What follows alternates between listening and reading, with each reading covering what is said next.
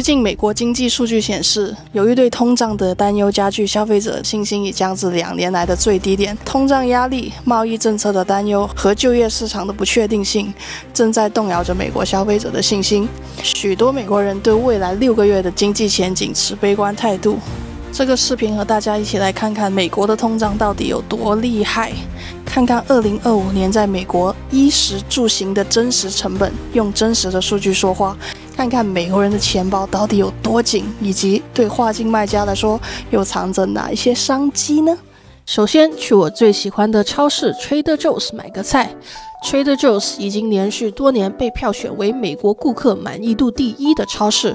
如果你有看过 Emily in Paris， 你可能记得第1季 Emily 搬到巴黎的时候，行李里就带有 Trader Joe's 的花生酱。Trader Joe's 这个超市非常神奇，它几乎不打广告，不发优惠券，也没有会员制度，甚至连电商都不做。但就是这样一个反常规的存在，却拥有一群死忠粉。比如说我，对我来说 Trader Joe's 是我心中做品牌和企业最成功的典范之一。如果大家最近有关注美国的新闻，可能会注意到美国最近的鸡蛋价格涨疯了。一方面是禽流感疫情影响了供应链，另一方面是饲料成本、运输成本都在上涨。在某些超市，一盒鸡蛋甚至能卖到14美金。虽然最近价格回落了一点，但很多地方一盒鸡蛋还是要7美金起跳。但是在 Trader Joe's 一盒鸡蛋的价格只需要 4.5美金，比其他超市直接便宜了不少。不过有时候晚上去的时候可能会没货，我问了一下店员，他们说最好是早上去买，一般都有货。虽然 Trader Joe's 性价比很高，但是有的时候做中餐嘛，难免还是有一些菜要去中国超市采购。在工作日 80% 的时间我都会在家里做饭，当然了，偶尔也会偷懒不想做饭。中午会去吃一家美国人很爱的连锁的沙拉店 Sweet Green， 吃个白人饭，吃完了会有一种我今天过得很健康的心理安慰。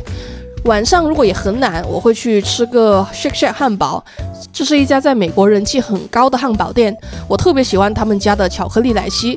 到了周末呢，我就基本不做饭了。我们来看看周六整天外食会花多少钱。早上起来做个简单运动后，去 IHOP 吃个早餐。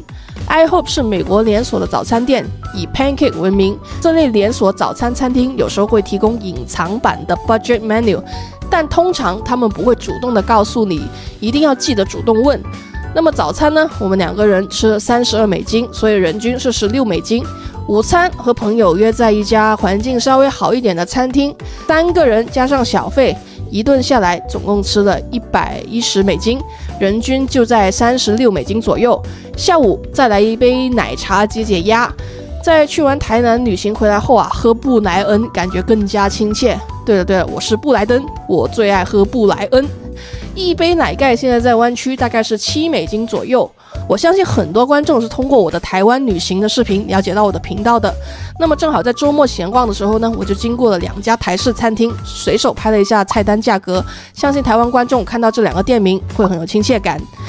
那么晚上我们就去吃中餐，2个人吃了50美金，所以人均是25美金。所以周六整天都在外面吃饭，早餐、中饭加奶茶加晚餐，一个人我一天是花了85美金。那么在周日，我通常会在早上去 Farmers Market， 虽然是农贸市场，但其实 Farmers Market 的东西并没有很便宜，其实有时候比超市还要贵。周末的 Farmers Market 不是为了省钱而来的，而是为了那份漫步在摊位间，闻着新鲜烘焙面包香气，听着街头艺人的吉他声，与陌生人擦肩而过，相视一笑的生活仪式感。根据美国劳工统计局的数据，2021年到2023年，美国经历了近40年以来最严重的通胀高峰，食品价格一度上涨超过 10%， 这是非常罕见的水平。当时的背景你应该不陌生，疫情期间的供应链中断、美联储大规模放水，以及国际局势紧张等等多重因素叠加，直接把物价推上了高点。虽然从2023年开始整体的通胀有所放缓，但食品价格的涨幅持续高于整体的通胀率。图上这条蓝线是食品类的 CPI 年涨幅，虽然最近有所下降，但要注意，这代表的是涨得没那么快了，不是价格真的降下来了。所以当我们听到通胀率已经降低的新闻的时候，记住，这只是同比增长率的降低，并不意味着价格在下降。对普通美国家庭来说，吃饭越来越贵的这件事情已经不再是偶尔的感受，而已经成为了常态。逛完 Farmers Market， 在开往下一个目的地的这段路途中，顺便和大家聊一聊，在美国买车、用车、养车到底要花多少钱呢？汽车在美国大部分地方几乎是生活必须。特别值得关注的是，近期特朗普政府大幅提高了进口车及其零部件的关税，宣布美国将对进口汽车征收 25% 的关税。新的关税将在2025年4月2日生效。根据分析师预估，新关税政策可能会导致汽车成本上升数千美元。那为什么涨幅会如此之大呢？这是因为现代汽车制造已经是高度全球化的产业，即使是所谓的美国制造的车型，其很多零部件也往往是来自世界各地。一辆普通轿车可能有上万个零部件来自数十个国家。任何环节的关税上调都会引发连锁反应。目前，美国新车的平均售价是48000美元，二手车市场平均价格也要接近26000美元。当然，买完车只是一个开始，接下来更多的开销是日常用车成本。就拿我自己举例吧，我每个月汽车保险的价格是110美金。不过，影响汽车保险费用的因素有很多，比如说年龄、你的车的车型、车龄等等多个因素都会影响每个人的汽车保险的价格。根据 Bankrate 的数据，美国人平均每个月汽车保险的支出在70到220美金之间，主要取决于投保范围和免赔额的选择。截至2025年4月1号，全美汽油平均价格为 3.2 美金每加仑，但是加州由于特殊的燃油标准和较高的税收的关系，汽油价格通常会比全国平均水平要高。那么加州在我录制视频的今天2025年4月1号，汽油的平均价格是 4.85 美金每加仑。我自己每个月加油的费用大概是200美金左右，这意味着加满一辆普通轿车的油箱约15加仑，在加州就要比全美平均要多花18美金。那如果是开电车的话呢？根据2025年4月1号的数据，全美平均电价约为每千瓦时 12.89 美分，而在加州这个数字是每千瓦时 26.84 美分，几乎是全国平均水平的2倍。举个例子，比如一辆 Tesla Model Y 从0到充满电，在美国大部分地区大概需要10美金，但在加州这个数字就到了约20美金了。除了油费和保险，保养和维修也是一笔不能忽视的开销。根据 Bankrate 的统计，美国车主每年平均要花约1000美金做汽车保养，也就是每个月80美金左右。那么周日在逛完 Farmers Market 之后呢，我就去 mall 逛了个街，顺便也来看看在美国衣食住行里面的衣服部分到底要花多少钱呢？当然，衣服这种事真的是很看个人啊。就拿我自己来说，我80%的衣服都是在优衣库买的。我平常穿的也比较简单，几乎都是同一个款式轮着穿。这次正好带大家看看美国 Uniqlo 最基础的单品都卖多少钱呢？在美国的定价是19美金，卖的比其他地区可能会贵一点。我去年回国的时候，原本是打算多买几件回来，但是回去买了一件之后，我就发现平常我穿的这件 Uniqlo U 系列的 T 恤版型，美国的版型跟亚洲的版型是不一样的。在亚洲，不管是在日本或是在中国，买到的版本都是比美国版的要窄一点，所以最后我还是决定回来美国再买。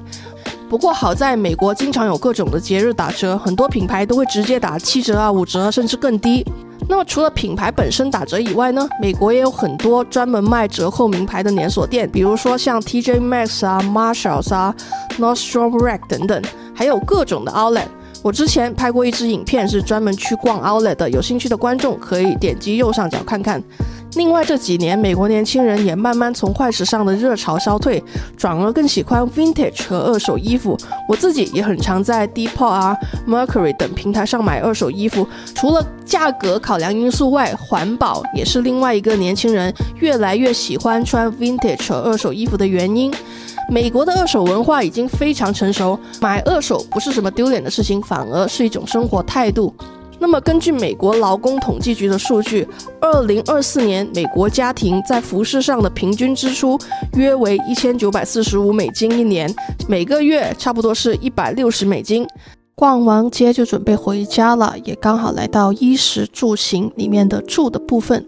根据 Realtor.com 的最新数据，截至2025年1月，全美50大都会区的中位数租金为1703美元。根据 Zillow 最新发布的2025年3月的数据显示，在湾区一房一厅的平均月租为2538美元，虽然相比上个月下降了212美元，但比起全美其他地区还是贵出了一大截。我之前也拍过一期湾区公寓的影片，有兴趣的朋友可以点击右上角看看。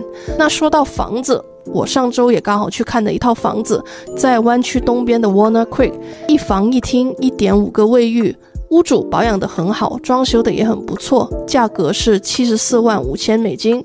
假设首付 20% 的话，那么大约就是14万9千美金，剩下的59万6千是贷款。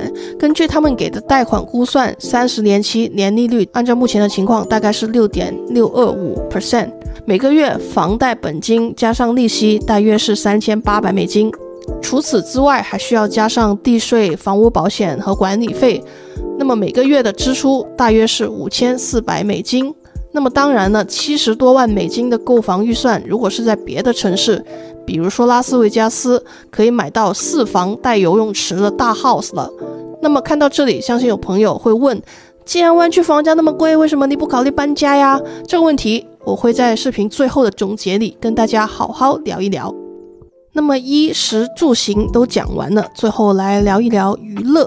作为一个超级 I 人，我是如果没有必要出门的话呢，我是可以1个月都宅在家里的。所以我最大的娱乐开销就是每个月订阅各种流媒体服务。 HBO Max 9.99每个月， Netflix 17.99每个月， Hulu 9.99每个月， YouTube Premium 13.99每个月。所以每个月我花在流媒体上的支出大约是52美金。那么到了周日晚上我的固定节目就是 HBO Sunday， 最近在追 White Lotus 第3季，不过我个人呢其实是最喜欢的是第2季。那么如果你也有看 White Lotus 的话，你最喜欢的又是哪一季呢？欢迎在留言区分享。回到视频一开始提到的，根据最新的数据显示，美国消费者信心指数已跌至12年来的最低点，很多家庭对未来6个月的经济前景持悲观态度。但是这种对未来经济的悲观却导致了一种有趣的现象正在美国悄悄蔓延，专家称其为 Doom Spending 末日消费。虽然大家都在喊贵在焦虑，但你会发现很多美国人反而在增加支出，原因正是恐惧。比如担心未来东西会更贵，于是提前买囤货，或者是用消费来缓解对未来的不安感。所以我们看到一种看似矛盾的现象，美国人对未来越悲观，花钱反而更冲动。我在 CNBC 的一支经济分析视频下面就看到了一条高赞评论，短短一句话却完美解释了眼下的末日消费心理。The simple answer is they have lost hope on future and are enjoying the present. 很简单，他们对未来失去了希望，所以更努力地享受当下。在不确定的时代里，有人节衣缩食，也有人及时行乐。对创业者而言，现在正是一个重新思考选品策略和用户需求的好时机。理解这种情绪，洞察背后的需求，然后用对的产品或者服务去回应这个时代的心理状态。我们来看看历史上这种危机是如何转化为商机的。1991年，日本房地产与股市泡沫双重破裂，年轻人集体消费降级，人们不再追求炫耀性消费，转而倾向质朴耐用的产品。就在这样的背景下， MUJI 迅速崛起，用去品牌化和回归本质的理念，成为了低欲望时代的代表品牌。我们再来看看近一点的时间节点2020年全球爆发新冠疫情，打乱了每一个人的生活节奏，很多被困在家里的人开始拍影片、做直播、开线上课程，创作者经济迎来了爆发。不仅仅是内容创作，电商也经历了新一轮的增长。就像我自己的 Etsy 店铺，销量也正是在2020年之后进入了一个高速成长期。我之前有专门拍过一支影片讲这个过程，如果你有兴趣，也欢迎点击右上角去看看。而到了2025年，我们看到 AI 带来的新的生产力爆发的阶段， AI 正在彻底改变个人创业的方式。 AI 工具的爆发让一个人可以完成原本需要5个人的工作量，创业的门槛比以往任何时候都要低。在如今通胀、失业、消费者信心低迷的大环境下面，我个人觉得创业者在2025年可以关注以下3个方向。第一个方向是能帮人省钱的产品或者服务。我抛砖引玉举个例子，比如说针对外食越来越贵这个问题，那有没有可能提供一些能提升在家里做饭效率的产品？比如说我最近就在研究 Ninja 的一个家用冰淇淋机，如果有朋友买过的，欢迎留言分享一下体验。第二个方向是帮人赚钱的产品或者服务。那么这类产品大家应该看了不少了，从做自媒体的课程到副业指南到各种的投资建议，市场上相关内容确实是鱼龙混杂。我个人觉得作为创业者，最重要的是提供能真正帮助用户创造价值的产品，而不是通过夸大承诺或者是制造焦虑来销售。我自己的书房里就有一副我挂了10几年的海报，提醒我自己做产品的初心。Make it valuable, then easy, then fast, then pretty. 第3个方向是提供情绪价值的产品或服务。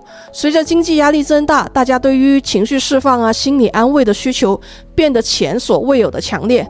疗愈型消费正在快速增长，香薰、蜡烛、冥想、解压的玩具、陶艺等等，任何能帮助人们在压力中找到片刻平静的产品，都有可能成为下一个爆款。总的来说，无论关税政策怎么变，经济再怎么差，有一些基础需求是不会消失的。人的吃穿住行和情绪需求是本能，只是支出的方向和预算发生了改变。没有钱去国外度假，那就本地游；没办法大笔花钱送礼，那就更注重有意义的小物。这个国家的人真的很舍得消费和花钱，你从他们的债务规模就能看出来了。我在疫情的时候，2020年3月，因为我做的产品是派对装饰类的相关产品，那个时候我就觉得完了，肯定没有人要搞 party， 生意肯定是不行了。结果就是在2020年3月开始，生意越来越好。因为我发现美国人就算他们不能出去，必须要待在家里，因为疫情的原因，他们还是要搞 party， 不管是用 Zoom 用视频各种方式，还是要搞 party。 所以美国人很愿意为他们重视的东西，比如说仪式感情绪价值他们的宠物去花钱。所以重点不是有没有钱，而是我们能不能做出那个让他们值得去花钱的产品，能不能提供真实的价值给用户。有危必有机，市场永远都可以有机会。你可以看到，在美国几乎所有东西都可以分期付款，这让消费变成了可以延迟成本的决策。只要你的产品能够打动人心，满足他们真正重视的需求，美国人永远都会愿意为快乐买单。不知道你看完我这一周在美国的生活之书之后，还会不会对美国梦保有期待呢？我最近也看到越来越多的美国人开始考虑移居海外，尤其是只需要一台电脑就能工作的内容创作者。像我平常关注的几个 YouTuber， 比如说 Matt 就选择移居到澳洲。我自己现在主要做电商和内容创作，基本也是只需要一台电脑就能工作。